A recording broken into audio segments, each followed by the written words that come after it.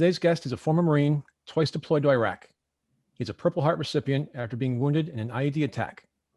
During his time in the Marine Corps, he was deployed to Japan and also was involved in training exercises with the South Korean Marines. Since his time in the Marines, he's worked in the oil and gas industry, and today works as a manager for United Rentals, which is how we met. He lives in San Antonio, Texas. Albert Hernandez, thank you for your service to our country, and welcome to Next Steps Forward. Thanks, Chris. Pleasure to be here. So, it's a great honor to be sitting down here with you today. You've worked and traveled and served our country all over the world. Where did you grow up and what was that life like? Yeah, so I grew up here in South Texas, about an hour south of San Antonio. There's a little bitty town there called Dilley, kind of a small 3,000 people, farming community. And it was great. I mean, it was a small town atmosphere. You got, Friday night lights, football, grew up working in watermelons, summer jobs, picking, doing hay, just all the typical stuff that you do in a small town. There's really nothing much else to do. And so, at the time, obviously dying to get out, but now I look back on it, I'm kind of happy I had that kind of a upbringing. So it's taught me a lot about hard work and those types of things. When did you decide to join the Marines? Was there an aha moment or did it come to you over time? And what prompted your choice over the Marines versus, say, the Navy or Army? Well, I think I'm a bit of a contrarian by most degree. And so I think at the time, obviously September 11th happened when I was in high school. You kind of just felt like, this is something important that's happening and wanted to be a part of my generation. And a lot of the guys that were either a year or two above me or older than me, were serving, they're joining. And I didn't know many of them that were going to the Marines. In fact, most of them were joining the Army. And so for me, it was just a way of like, well, which one's harder? It's like, oh, well, the Marines is. It's like, okay, well, then let me go that route. So that way I can kind of try to one up everybody. And so there wasn't really an aha moment. I think I graduated high school, and then that following August, I got shipped out to boot camp. So trying to one up all of your buddies. Yeah. What was boot camp like? Did that one up you? Well, if there's any kind of an aha moment, Chris, and I think that was the one where, you're on the bus, it hadn't really set in, and the second you start getting yelled at and on the yellow footprints, then it becomes very real of what you're doing. And so it was a great experience. Went to MCRD there in San Diego and boot camp. And I think completely culture shock. I think meeting everybody from different parts of the United States and different upbringings and extremely challenging, but I think more mentally than physically than anything, because it just tested everything you knew of what you thought was true about life. And so it was a good experience for me. So you eventually fought in Iraq. I'm always fascinated by the answers I hear to the question, does a young person, usually a teenager, signing up for the Marines really comprehend that the day might come when they're in battle, not only for their country's objectives, but for their very life and the lives of their buddies? Yeah, I think, I don't know. I think you're very naive when you first go into it, right? And I didn't know very much. I've practically nothing about the military when I joined.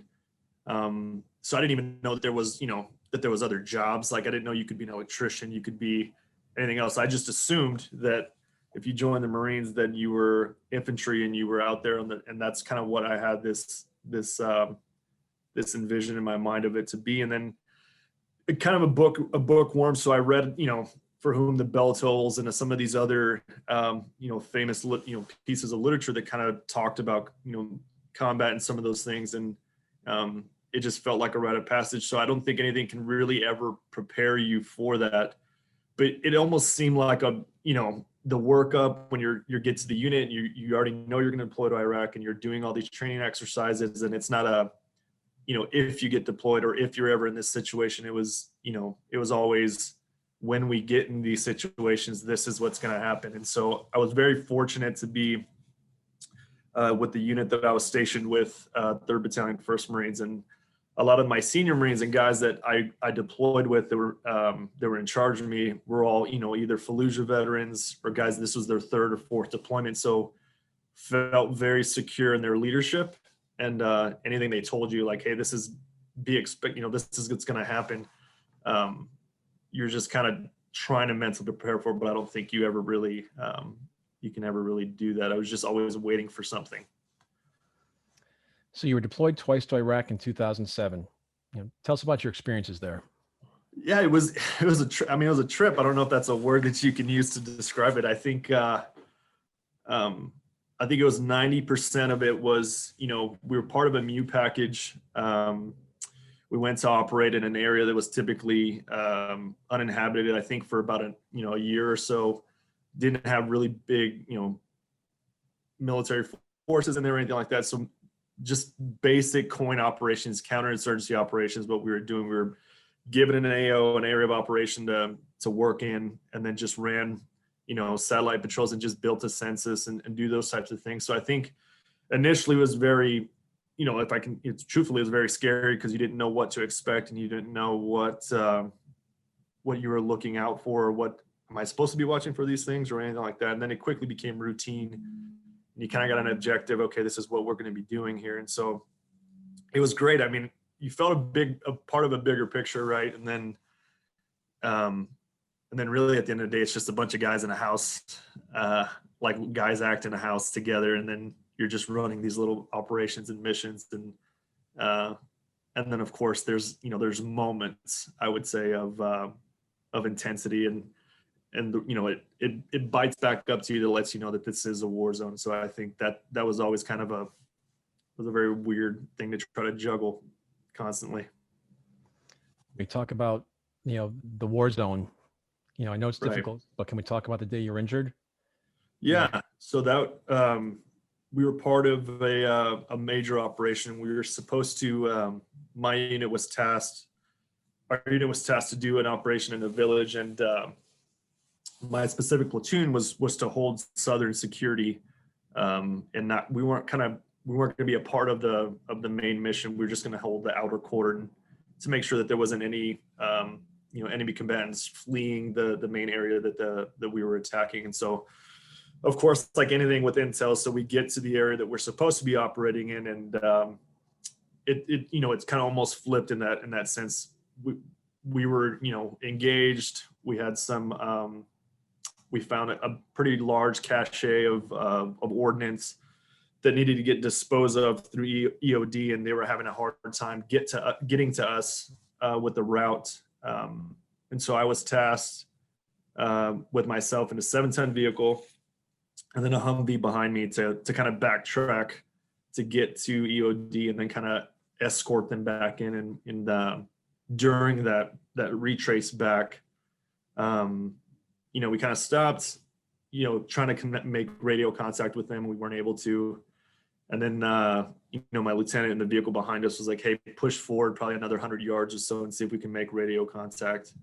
And of course, when we did that, we were struck with an ID that completely destroyed my vehicle, was immediately set on fire, started pulling casualties out of the vehicle, and then we were ambushed probably about, I don't know.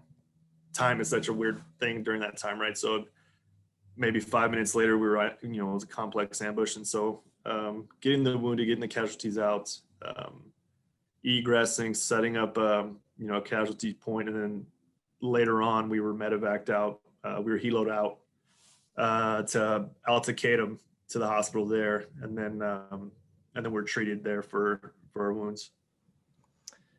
I can't imagine how that day changes an individual. Right.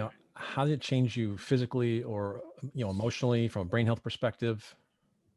Well, I think I grew up in a fairly religious upbringing there in a small town, so I think I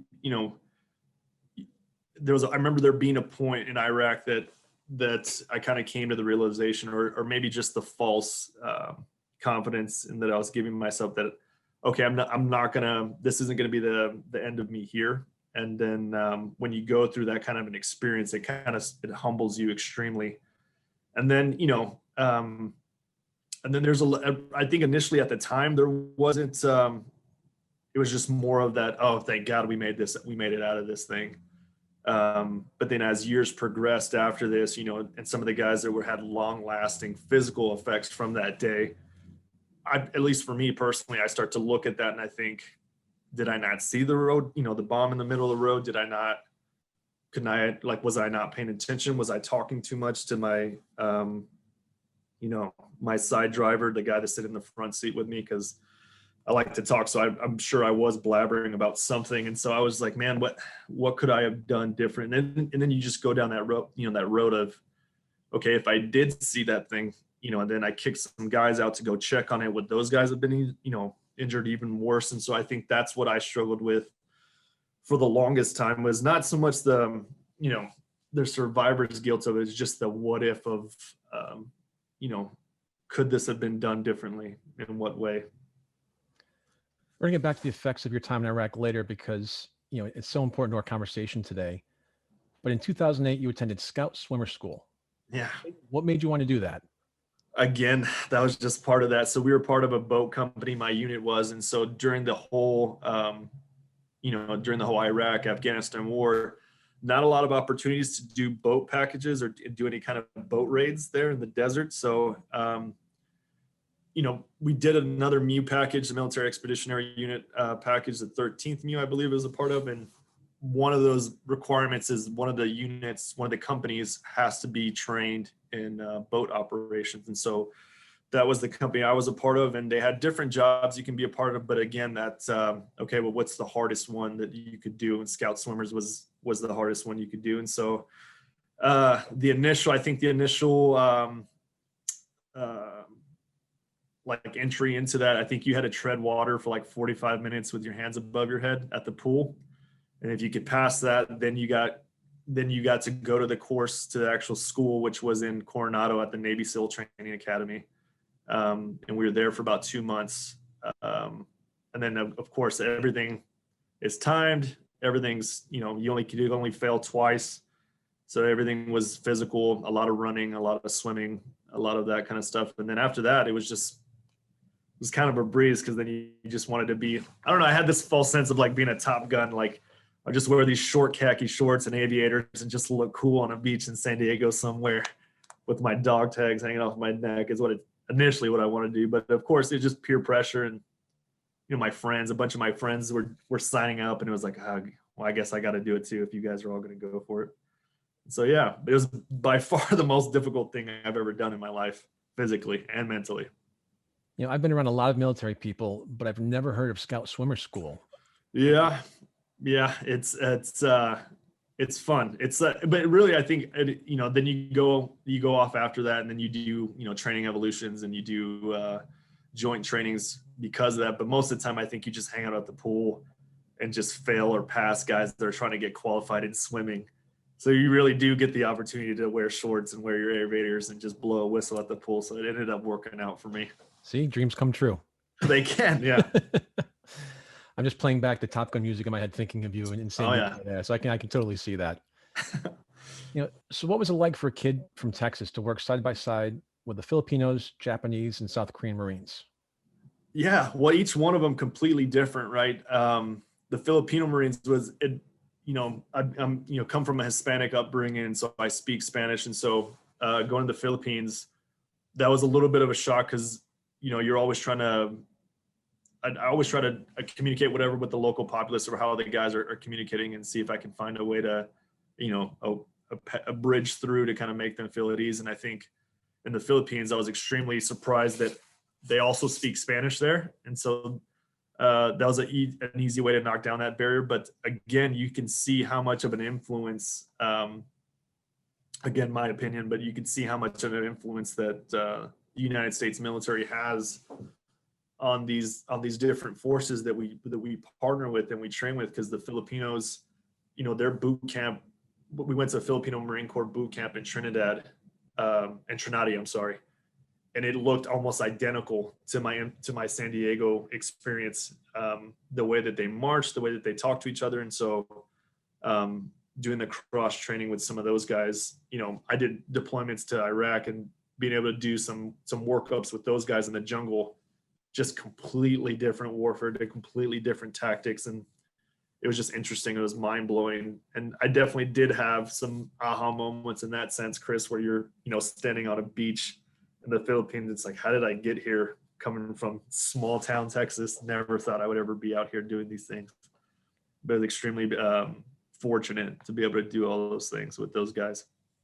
You know, you talked briefly there about the U.S. influence in the military space. You know, Yeah. having these, I won't call them tours, but you know, these acts you're involved in. You know, did that experience change your perspective or worldview? Yeah, 100%. I think 100%. I think you get to, it makes you question everything, right? I mean, it makes you question, you know, your religious, for me at least, you know, your religious views, what the value is of right and wrong, some of the universal values that each unit and each, I would say, I would not use this word, so any of my Marine Corps buddies watching this, don't be upset, but the universal soldier that kind of has the same traits, doesn't matter what, you know, the honor, courage, commitment, it's kind of there's kind of a threat, you know, a through, um, you know, moral values there with a lot of the military guys. So that was encouraging to see and inspirational to see, but it, yeah, definitely shaped, you know, the way I thought about everything, you know, and we're not the most important, at least I felt like, oh, well, I'm not the most important, you know, military outfit that's out here right now working and operating. There's a ton of guys out here doing a ton of work. You know, through those different training missions, excuse me, what are some of the challenges you faced, and maybe more importantly, the rewards you experienced, you know, going through that? I think that I know it sounds, and I've talked about this before and some of the other things that I've done, but I think the thing that I've experienced the most was just love. And I know that doesn't seem like a thing that pops out, or maybe the first thing that somebody from the military will talk about. And I know you're smiling, Chris, because you probably know what I'm talking about, but it's amazing how much, how much you can care about somebody that you know very little about, but just the fact that they're representing the country that you're from means so much. And I think that when I look back on my time in the training in other countries, you know, I just remember being very proud to be, you know, a United States Marine. And I've been very proud to represent my unit, represent my state, but it was just more of that, you know, it's crazy. Like, you know, you would do things for somebody, or somebody would do things for you, and it would almost go out of their way, but just because of who you were and where you represented. I think that's the most I took. It was just love at the end of the day, I think. Hoorah. Yeah, it's motivating. No question. No question. You know, so how did that time in Korea square up to your time in Iraq? Did it aid in your recovery or distract you, you know, from the issues related to Iraq? No, it did. So it was a little bit complicated in the sense that I knew we already knew that the next deployment that my unit was going to be making was going to Afghanistan. And the guys that were now I was a senior Marine, now I was a non-commissioned officer. So the guys that I was training to be the future squad leaders, to be the future team leaders, I knew they were going to a combat zone next. And not only that, they were going to a combat zone that I wasn't very, you know, familiar with. Afghanistan has a completely different terrain than Iraq, or from the area that I was operating in. And so it did help, but it made me feel like I had to squeeze every ounce of knowledge and take every training exercise extremely serious, because the guys that were going, I knew I wasn't going to be a part of that, and I wasn't going to be there. Not to say that me or the guys that were in my class, you know, were, you know, these battle hardened war dogs. It's that trust, like, okay, you guys are going to learn as much as what I can teach you and pass on from what my senior Marines taught me, but you're not going to have anybody with combat experience going with you on this deployment. So you guys are all going to have to tie together. So I think my whole time in Korea was spent doing firm base operations, counter IED instruction, which I even joked about that. I'm like, why'd you guys pick me to be the counter IED instructor? It's like, oh, well, you know, yeah, okay, that makes sense, I guess. But just teaching those classes and doing the debriefs and you know, they had a very extensive facility in Mount Town, this town that was made to look like a city. And they had cameras in every room, so you could go and sit in a conference room and play back the videos and see and really kind of do a play-by-play. And so I think taking that stuff very serious and really, really helped me feel like I was giving back as much as I could with that. And that, yeah, I think that was the best part about that, was just giving everything I could from a knowledge standpoint. moving along your timeline takes us Yeah. to 2009. You decided to transition out of the Marines. What led to that decision, and was it hard for you to leave that part of your life behind? No, not hard at all. Not at all. I think, you know, like if I'm being truthful to you, I think I felt like I got out of there, um, you know, very lucky to be able to make it out. And, with the ID blast and some of the other experiences that I had in country, I think I was very fortunate. So I didn't want to, as I tell some of my other buddies, I was done gunslinging. I felt like I had done everything I could and accomplished everything that I wanted to accomplish when I was in the military and the Marines. And so got a lot of pressure, from my first sergeant, from my gunnies, and from my senior enlisted.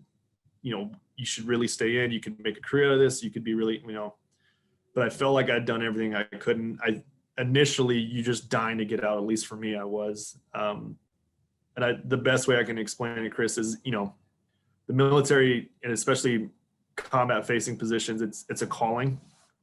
And once that you feel like that call's already been passed, I don't know what motivated, or drive that you have to stay there and continually to go out and fight. And I think I'd already done all that. And so when I transitioned out and came back home to Texas, I think I had a real hard time at the beginning transitioning in and out, because I think it was, wasn't so much the routine, the respect or anything like that. It was just, I think honestly what I missed the most was the bond that I had formed with the guys that I had served with. And I think that, and it wasn't even like a gradual, it was just like a quick disconnect, and now you're sitting back home in Texas and you're like, well, now what? And so, transition to the oil and gas industry. That was just an industry that we were a part of. It's kind of like a big booming industry at the time there in South Texas. And so quickly got onto that, but struggled with that separation from my team and from my buddies for quite a bit.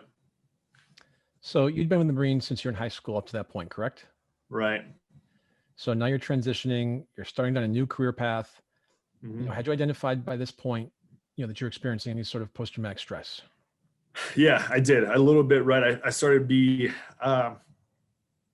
initially when I was like 22, 23, I didn't have, some of those, some of those initial glaring, obvious inhibitors, right? I wasn't drinking. I wasn't doing any of those types of things, but I could feel myself being extremely aggressive for no reason. I'd have these mood swings or these crying spells for no reason. And I just assumed, this was me going through some of the memories or some of the things that I experienced that I was either missing or I was, finally giving myself a chance to mourn. And I kind of just put that off to the side because I just assume that's what you do.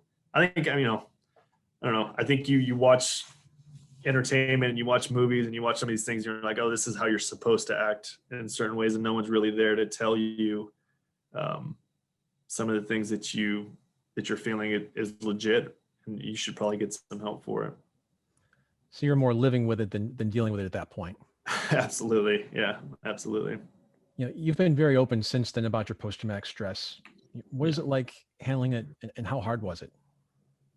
It was extremely hard. It took a long road to even want to admit that I even had anything. And I think the biggest reason for that was just, again, I'd only done 4 years in the Marines, and, I did, what I consider to be a very small deployment to Iraq, even though I did have these intense experiences. I just felt like, man, I don't deserve, I didn't have any major physical, wounds. I didn't have anything that I felt like I needed to reach out and ask anybody for help for. I figured the VA is busy enough with guys that legitimately need this help. And I don't think that I rate, that's a word you hear in the military a lot, rate. Does he rate to wear that uniform? Does he rate to wear that rank? And so I didn't feel like I rated to have the feelings that I had or the help that I needed to get. So then when did you feel that you rated? When did you decide to go and get treatment? I think it was about 10 years after working through United Rentals. Yeah. And working through, just being exposed to the Fisher House organization and being exposed to, through some of the events at United Rentals and talking to other veterans and talking to guys that I respected. And then it just came into more of a, well, why don't you? Like, this is ridiculous that you don't, not that saying that, it's ridiculous that you're not getting help, but for me, it was just like, well, why? I mean, it's just a conversation, Albert. Just talk to somebody. That's all at the very least you can do. And I think, yeah, I think just about 10 years it took for me to kind of break that hard-headedness to reach out to somebody. Do you view your PTS as a result of cumulative stress from your time in Iraq, or the result of that single event, the ID went off, or something else?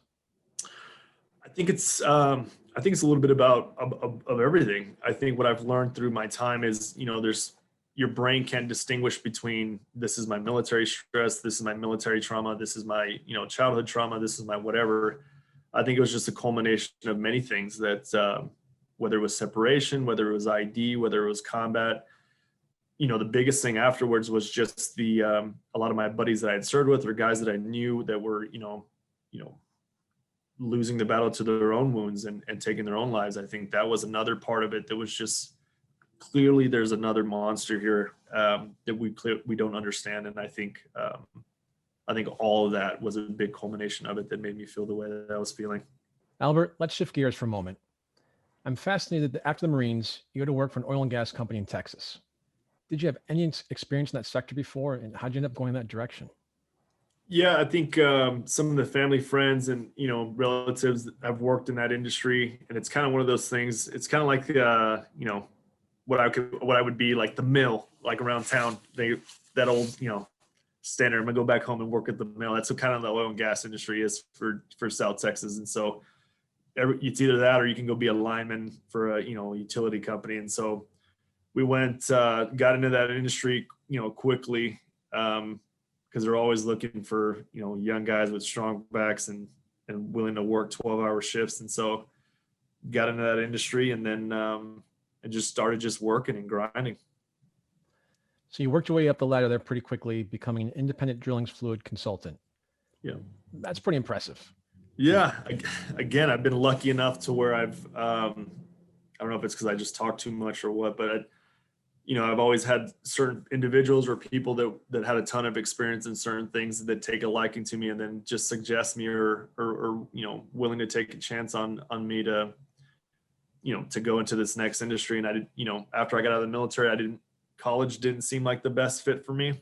And I don't know if I could have, I wasn't the best high school student. So I just didn't pay attention. That's pretty much what it was. And so I didn't think I could do the same thing transitioning into college life. And so this was a great way to kind of make a name for myself. And I just figured, what's that Thomas Jefferson quote, right? About luck. And I'm a big believer in luck. And I find the harder I work at it, the more of it I have. And I felt like that was I just dove myself into working, putting my hand up for extra shifts, coming in on my days off, just really, really working as hard as I can. And I figured somebody would notice me. And that's kind of how I got into the drilling fluids part of it. So luck is when preparation meets opportunity. It sounds like absolutely your hard work paid off. Absolutely. What was the training and schooling like for that? Again, even though I didn't do very well in school, a lot of it was a lot of algebra, a lot of chemistry. So essentially you're taking samples of mud and fluid that's used to drill the well. And then it's like taking a cake batter and then dissecting it and saying it needs this much sugar, it needs more of this, it needs more of that. And that's kind of that's what it was. So schooling of that was in Midland. The company that recruited me paid for that schooling. And so got to go to that, and they had guys from, all over the world that were doing that. Some of these guys were PhD guys, I didn't do any of that stuff, man. I came from the military and then from the oil and gas fields, but it was cool because I had field experience because I had worked actually out on the drill sites, and these guys had never seen it or worked on it. So got to learn a lot from each other, and I could teach them real world what I thought or what I knew was what was happening. And then they could teach me the algebra part in their hotel room with a whiteboard after work or after class when I was struggling with it. So that saved you about 10 years of education with no PhD. Oh, totally. Yeah. Yeah. You talk about dissecting cake fluid or cake batter there. Does Cake Boss, is that in your future or something you're looking to be part of? No, there's no way. Yeah. Stick to your day job on that? I'll stick to that. So during this time, were you speaking more about post-traumatic stress? No, I think I had already started to kind of, kind of already started talking to each other veterans, but never looked or reached out and sought out for formal health. And if I'm being honest with you, Chris, I think, I talked to my pastor and some of the people that I would look to as mentors in my hometown that I grew up with. They didn't know how to treat me, and they didn't know how to talk to me about it. And they just assumed, Albert doesn't want to talk about that kind of stuff, so let's not bring any of that stuff up. And it kind of created this barrier between me and my family and the people that I cared the most about, because I want to communicate with you and I want to talk to you, but I don't want to scare you, and I don't want to make you look at me in a different way. And I think for me, the longest time, I was just kind of constantly trying to push this image of Albert that everyone knew and remembered before I went to the military. And I didn't want that image to kind of be tainted with any kind of oh, he's broken mentally, so let's treat him differently. Let's move ahead. You go to work for United Rentals. What made you want to go to work for that company? We actually used United Rentals at the drill sites. And so that's kind of how my introduction to United was. And at the time I was living in Phoenix, and I was flying back and forth every 2 weeks to come work in Texas. And one of my buddies from the Marines, my best friend, at his wedding, his younger brother was a sales rep for United Rentals. And that's kind of how, I think they're hiring, for sales here in Phoenix, if you're interested in kind of transitioning or not having to constantly travel so much. And that's kind of how I got my foot in the door with that. So at United Rentals, you were quickly promoted to manager. It seems a lot of these places, you're a quick learner and a great leader. Do you see a lot of that in yourself? No, I don't know. I knew that was the answer. Yeah, I think I just think I work hard, and I think I'm a very hard worker. And I think people, I don't know. I think companies like United Rentals that'll look at my military experience as equivalent as college was extremely beneficial for me, because or else I would have never been able to work at this company. And so being able to seek out a top 10 military friendly company was just by luck, I think, on my end. And so yeah, I think I definitely think I have just leadership traits, but just through hard work ethic, I think. Not a combination of that and military training, or just what's probably what's a lot of that, Albert? yeah. Well, it kind of be like a little bit of a hindrance, I think, sometimes, because in the military, you can be a little bit more like, do this and this and this and this, and then you get to the civilian world and you're like, oh, no one cares that way, so maybe should work a little bit more on tact, I think. So let's have a little fun now of talking about United Rentals. Yeah. Can you talk about being named United Rentals Veteran of the Year in 2017? Yeah, tremendous honor. Very lucky to be a part of that. And I think a lot of that kudos and that goes to one, that United Rentals even has that kind of a program in it. And I think a lot of the work, transition and relocating this back to San Antonio with the company, my district management, my region team, the leadership team really pushed, giving back to organizations, and the organizations that here locally in San Antonio, which is Military City, was the Fisher House, and doing a lot of the work and being introduced to those guys, and being able to volunteer as much as we could, whether it was, hosting, spooky bingo at Halloween at the Fisher House, or doing Thanksgiving, or some of the organizations that we were able to be a part of here locally, like, the SS American Memorial, where we did a local fundraiser and, built a dock that we called the Freedom Dock, where veterans, with movement challenges can use their wheelchairs and get up to the dock and fish, and those types of little simple things. I think that the power of a veteran helping other veterans, I think, really started to open the door for me and getting back to my own health. And so I think being even named that, and I was named that after it was the first year that we named that after another United Rentals manager that passed away from cancer, who was also a veteran, also a strong leader, was a real bright shining light for the company. Being able to be named, that award that year was named after Greg Shanahan. So the Greg Shanahan veteran leader for the first year, I think, was a huge honor for me and extremely humbling. Does United Rentals have any expectations of you, similar to, I know, like a Miss America, where we have to go around and give? No, I'd be all about it if that was the case. I think they just continue to encourage and want you to know that they, they not only do they honor the, the work and the volunteer stuff that you do, but they want you to, they're encouraging you to continue to push that forward, to get others involved, and kind of do anything you can to, to just push positivity and helping and giving back as much in the communities that we serve as a company. We'll talk about your philanthropic endeavor shortly, but it's through United Rentals that you and I got connected. Yeah. United Rentals has been an incredible partner for the nonprofit that I'm involved with. For our listeners who may not follow racing, but should, United Rentals is a major corporate sponsor for the Rahal Letterman Lanigan Racing Team's IndyCar, driven by Graham Rahal. Through United Rentals, Graham and his car have carried the Soldier Strong logo at times and has a program called Turns for Troops, in which money is raised based on how many laps the car does. This year was interesting with COVID-19. Obviously, the races were shut down early, but Indy created their own, it was like a virtual reality game where the drivers were racing each other like a video game. Yep. This past season, Graham finished sixth in the final Indy standings. And we can never thank him and his wife, Courtney Force, who's been a race car driver herself, for their commitment to Soldier Strong. And I guess where I'm going with all of this is that you and I not only met through United Rentals, but at the Indianapolis 500. We talked about Dan Rose, who's been on the show previously.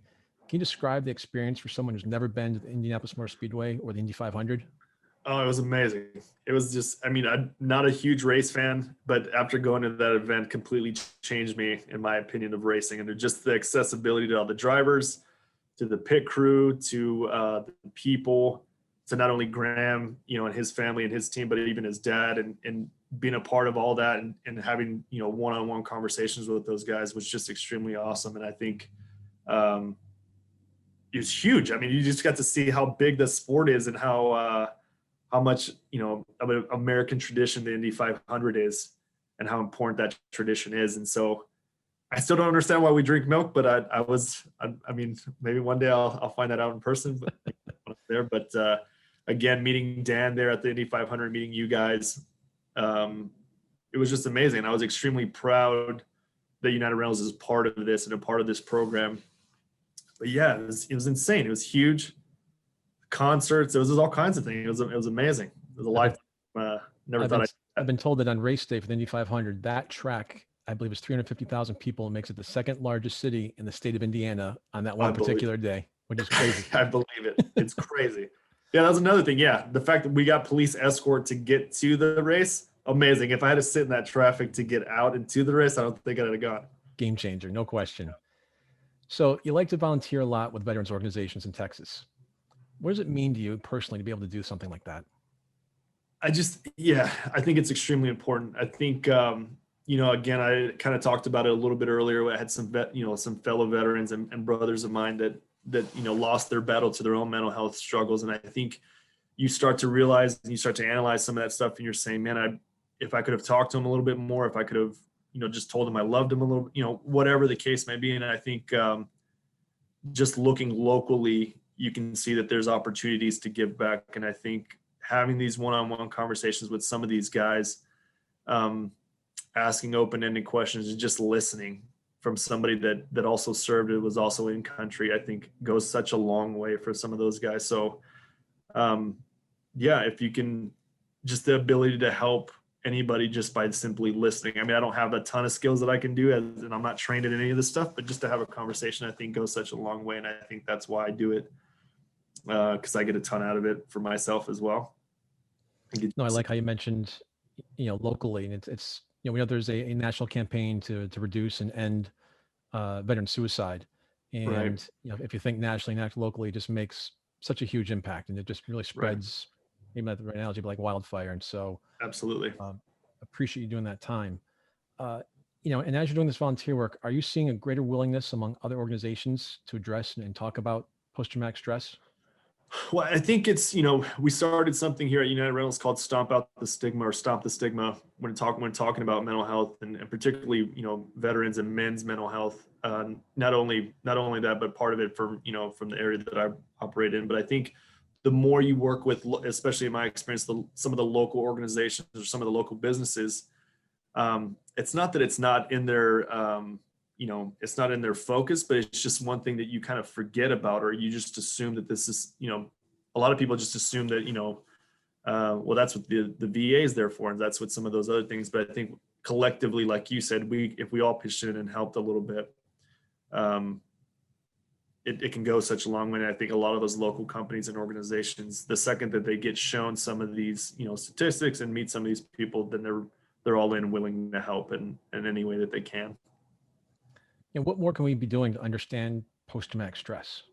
Like you said, something that most people keep close, to the chest, close to the vest. Right. What can we do as people that may not see signs or may not know the signs to be help? I think, I don't know. I think it took a lot of encouragement from my family, from my military, Reynolds family, and a lot of the veterans that I worked with in some of the organizations. I think just first admitting that, of course, the veteran that's in your family, and of course, the person that served in your family, is going to be the different person when they get back from anything. And I think just realizing that it's okay that they're different, and it's okay that, because why wouldn't you be changed remotely from going through a combat zone? Of course you'd be changed. And so I think just accepting that and loving without judgment, I think, is the first step. And then just listening as much as you can, and not giving so much advice, but just a ear, I think, goes such a long way. So let's talk about your other volunteer work. And I love this part of what you do. Yeah. You also work with horses as part of the healing process by helping out at the Satellite Equestrian Center, Yep. which offers therapeutic rides for children with developmental disabilities. How does that therapy involving animals work?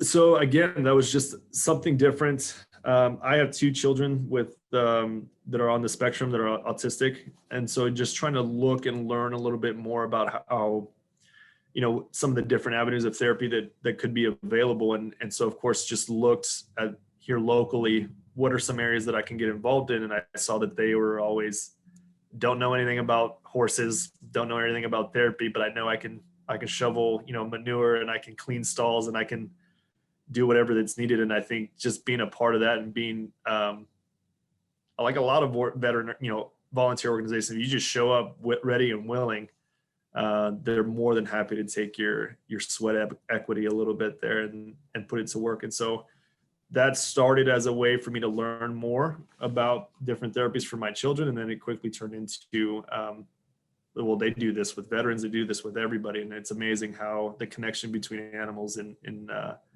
humans is so powerful. And I think you get more out of that, or at least I do. Anyone I know who is involved in volunteering always says they get more out of it than they put into it, because the rewards are just so terrific. What's it like to work with those kids and seeing the smiles on their faces when they get on that horse?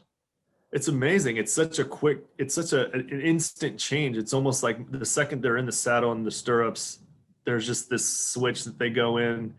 Kids that would normally be, not listening to commands or unresponsive to certain therapies normally, just the fact that they're on this animal and this creature, it's amazing to see that mental and those kind of nerves just start to fire up, and you can see they're responsive and they're acceptable to commands and things in different parts of the therapy that they do. And so, it's just amazing to be a part of that and to see that. And again, it puts things in perspective, where it's like, man, there's other problems out there, and there's other solutions that we have, that we can be a part of, that we might not know about.